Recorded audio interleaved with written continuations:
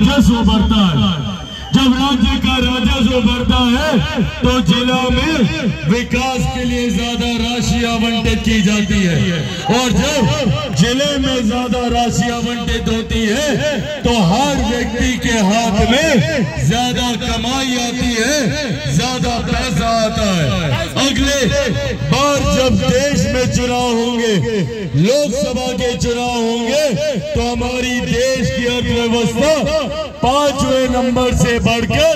3रे number पर आ जाएगी। हम लोग दुनिया की 3री सबसे बड़ी अर्थव्यवस्था बन गए हैं। पर ऐसे में साथियों, इस बढ़ती अर्थव्यवस्था का लाभ बिहार और बिहारियों को मिले, उसके लिए जरूरी है कि हमारे प्रदेश में डबल इंजन की सरकार इसी तरीके से बनी रहनी चाहिए।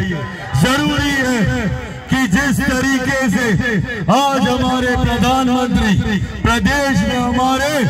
मुख्यमंत्री नीतीश कुमार जी, हमारा एनडीए का गठबंधन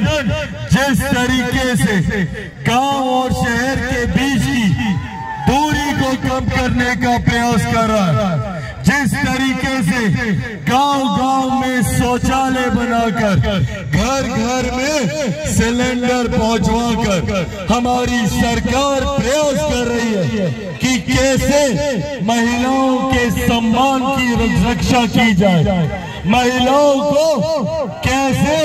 आगे बढ़ाया जाए। उसी तरीके से आज से पहले अगर घर में कभी बीमारी आती थी तो हम लोगों को अपनी जमीन, महिलाओं को अपने जेवर गिरवी रखने पड़ते थे। पर आज प्रधानमंत्री और हमारी केंद्र सरकार की देन है कि अब भगवान न करे, पर अगर घर में कोई बीमारी आती है तो 5-5 लाख रुपए का मुफ्त इलाज आयुष्मान योजना के तहत किया जाता है। साथियों, एक एक करके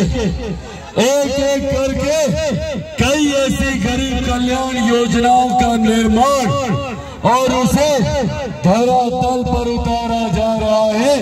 इस सोच के साथ कि कैसे हम अमीर और गरीब के बीच की दूरी को कम करें। आज मुझे गर्व होता है ये बताते हुए कि दुनिया की, देश की नहीं, दुनिया की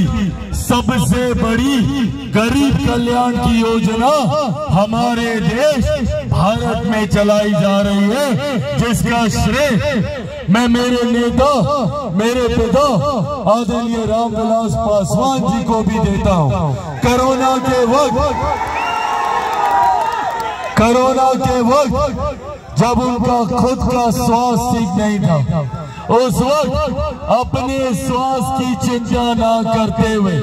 मेरे नेता ने हर उस गरीब व्यक्ति की चिंता की जिसके पास खाने के लिए 2 वक्त की रोटी नहीं थी। उस वक्त मेरे नेता ने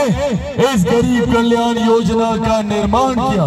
और प्रधानमंत्री जी से मिलकर इसको लागू कराया, और आज उन्हीं की देन है कि देश में प्रधानमंत्री गरीब जन कल्याण अन्न योजना के तहत आज भी मेरे पिता के जाने के 4 साल के बाद आज भी देश में 80 करोड़ लोगों को मुफ्त में अनाज दिया जा रहा है। ये देश हमारे नेता और हमारी केंद्र सरकार की है।